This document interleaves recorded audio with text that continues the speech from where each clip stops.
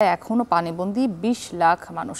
পানি কিছুটা কমায় জনমনের স্বস্তি আসলেও ক্ষয়ক্ষতির চিত্র আরও দৃশ্যমান হচ্ছে। এ অবস্থায় আবারও ভারী বৃষ্টির শঙ্কার কথা বলছে আবহাওয়া অফিস। এ বিষয়ে আরও জানাতে সুনামগঞ্জের শান্তিগঞ্জ উপজেলা থেকে যুক্ত হয়েছেন গুলজার আহমেদ। এছাড়াও মৌলভীবাজারের জুড়ি উপজেলার বন্যা কবলিত এলাকায় আছেন এম এ হামিদ। তবে শুরুতে আমরা গুলজারের কাছে যেতে চাই। গুলজার, দেখতে পাচ্ছি আপনি এখন যেখানে আছেন এই মুহূর্তে বৃষ্টি নেই এবং গতকাল থেকেই বৃষ্টি না থাকায় কিন্তু বলা হচ্ছে যে পরিস্থিতির কিছুটা উন্নতি হচ্ছে। সেই দিক থেকে বর্তমান অবস্থাটা জানাবেন। ক্ষয়ক্ষতির চিত্র কিভাবে কতটুকু ফুটে উঠছে সেটাও জানতে চাই, এবং যারা হাওর পাশে রয়েছেন বন্যার কারণে সেখানে কি ধরনের সংকট তৈরি হয়েছে সেই বিষয়টা একটু জানতে চাই।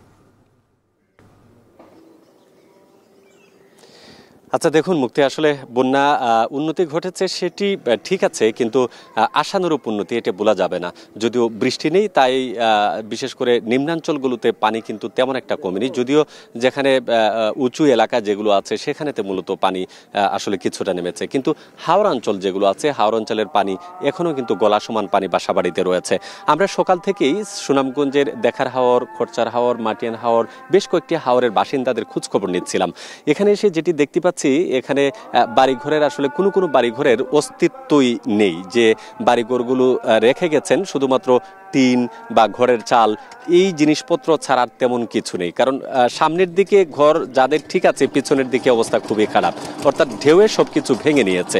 এইরকম হাজার হাজার ঘরবাড়ি কিন্তু আমরা ক্যামেরা বন্দি করেছি, হয়তোবা পরবর্তীতে সেটা আপনাদেরকে দেখাতে পারবো। এখানকার স্থানীয় বাসিন্দা যারা আছেন, যারা হাওরের বুকে বসবাস করেন, তারা আসলে এই প্রকৃতির বৈরিতার যে বৈরী যে আচরণ, সেই আচরণের সাথে তারা সামঞ্জস্য রেখেই কিন্তু ঘরবাড়ি তৈরি করেন এবং তারা প্রকৃতির সাথে খাপ খাইয়ে নিয়েছিলেন।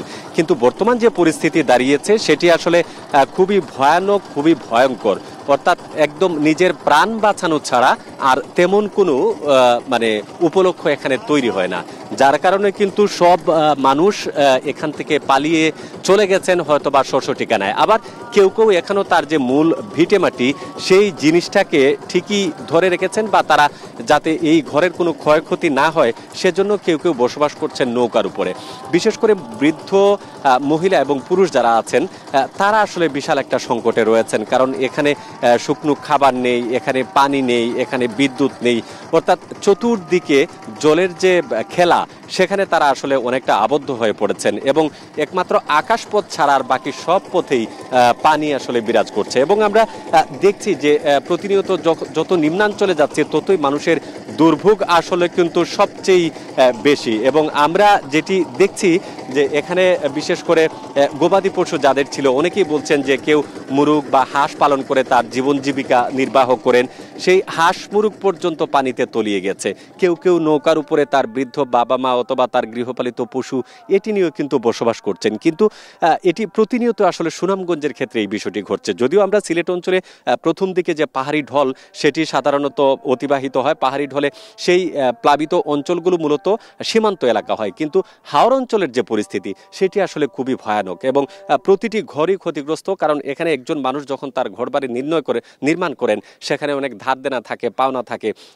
এটি আসলে কাটিয়ে উঠতে না উঠতেই পরের বছর আবার এই যে ধকল বা এই যে আগ্রাসন তাদেরকে একদম নিঃস্ব করে দিচ্ছে।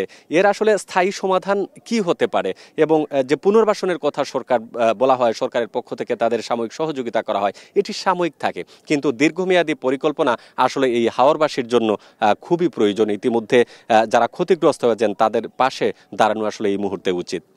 মুক্তি, এবার আমরা মৌলভীবাজারের সহকর্মী হামিদ আপনার কাছ থেকে জানতে চাই যে সেখানে কোন এলাকাগুলো পানিবন্দী রয়েছে এবং দুর্গত মানুষ যারা রয়েছেন তাদেরকে সহায়তা দেয়া হচ্ছে কিনা জানাবেন।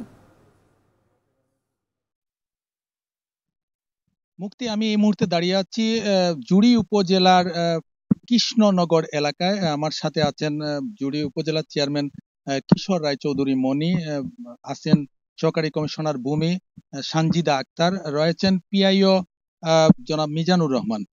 তারা ইতিমধ্যে কিছু ত্রাণ নিয়ে এই কৃষ্ণনগর গ্রামে এসেছেন। আমি দেখতেই পাচ্ছেন আমার পিছনে শুধু পানি আর পানি। হাওর অঞ্চলে প্রতিটি গ্রামে, প্রতিটি বাড়িতে পানি উঠে গেছে এবং অনেক বাড়িতে আমরা ঘুরে দেখেছি, সকাল থেকেই ঘুরছি, বিভিন্ন জায়গায় ঘুরে দেখেছি যে বাড়িতে লোকজন নাই, হাহাকার অবস্থায় পড়ে আছে, পানিবন্দী মানুষ রয়েছেন।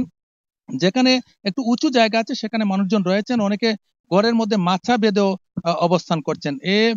পানি বৃদ্ধির কারণ হিসাবে আমি জিজ্ঞেস করেছিলাম পানি উন্নয়ন বোর্ডের নির্বাহী পরিচালকের সাথে। তিনি বলছেন যে আসলে ভারতে বৃষ্টিপাত হওয়ার কারণে সেই পানি এখন নামছে। যদিও আসার খবর হলো মনু নদী, ধলাই নদী পানি একটু নেমে গেছে। মনু নদী বিপদসীমা চুঁই চুঁই অবস্থায় আছে। অপরদিকে সবচেয়ে বড় যে বিষয়টি, হাওরের যে পানিগুলো যেখান দিয়ে যায় কুশিয়ারা নদী, সেখানকার পানি কিন্তু কমছে না।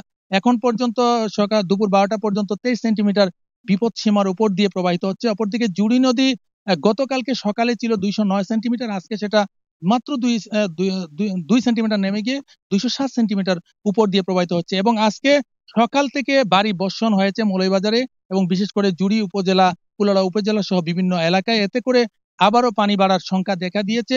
যারা আশ্রয় নিয়েছেন, জেলায় এ পর্যন্ত 205টি আশ্রয় কেন্দ্র খোলা হয়েছে। আশ্রয় কেন্দ্র এ পর্যন্ত 6,253 জন লোক আশ্রিত আছেন। কিন্তু তাদের সাথে কথা বলেছি, তারা বলছেন যে পর্যাপ্ত পরিমাণে তারা ত্রাণ পাচ্ছেন না। ত্রাণ যেগুলো দেওয়া হচ্ছে সেগুলো পর্যাপ্ত না। যদিও জেলা প্রশাসনের পক্ষ থেকে 422 মেট্রিক টন জিআর চাল এবং 2,87,500 টাকা নগদ বরাদ্দ করেছেন এবং 465 প্যাকেট মাত্র খাবার, তারা শুকনো খাবার দিয়েছেন। কিন্তু বাকি যে খাবারের কথা তারা বলছেন সেগুলো হচ্ছে যে স্থানীয় ইউপি চেয়ারম্যান, উপজেলা চেয়ারম্যান মিলে তারা সেগুলা লোকজনকে দিচ্ছেন। আমি কথা বলেছিলাম কিশোর রায়চৌধুরী মনি, তিনি জানিয়েছেন যে ইতিমধ্যে 5 লক্ষ টাকা তাদের উপজেলা প্রশাসনের পক্ষ থেকে তারা বরাদ্দ নিয়েছেন। এছাড়া জেলার যে কয়টি উপজেলা প্লাবিত আছে সেটি হচ্ছে সদর উপজেলা, রাজনগর উপজেলা, কুলাউড়া উপজেলা, জুড়ি উপজেলা এবং বড়লেখা উপজেলা। অনেক লোকজন খুবই কষ্টের মধ্যে আছেন এবং তারা সুপেয় পানি পাচ্ছেন না। পানি ছাড়াও বলা হচ্ছে যে 65,000 পানি বিশুদ্ধকরণ ট্যাবলেট দেওয়া হচ্ছে। আসলে আমি কথা বলেছিলাম যারা ভুক্তভোগী তাদের সাথে, তারা বলছেন যে এই ধরনের কোনো নাই। যদিও 70টি মেডিকেল টিম রয়েছে, আমরা কোথাও মেডিকেল টিমের কার্যক্রম দেখতে পাইনি।